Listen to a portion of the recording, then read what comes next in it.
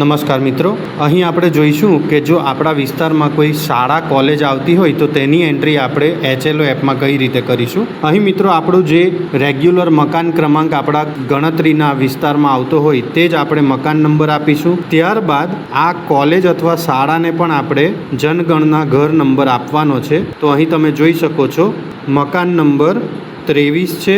અહીં જનગણના ઘર નંબર હું ફરીથી આપીશ તો જનગણના ઘર નંબર 23 આવી ગયો છે. હવે હું આગળ જઈશ તો અહીં આપણને બેઝિક સવાલ પૂછશે કે આ કોલેજ શાળા અથવા મકાન શેની બની છે.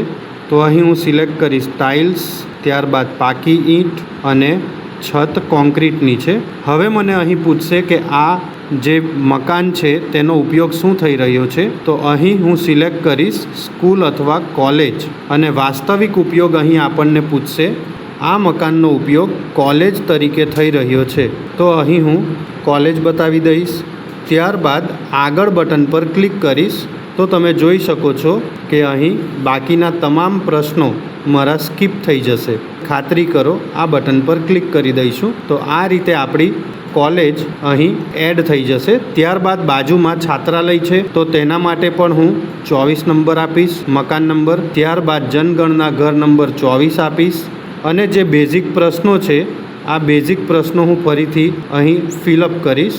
આ ફિલઅપ કર્યા બાદ હવે મને ફરીથી પૂછે છે કે રહેઠાણ છે, દુકાન છે, ઓફિસ છે, કારખાનું છે, પૂજાનું સ્થળ છે.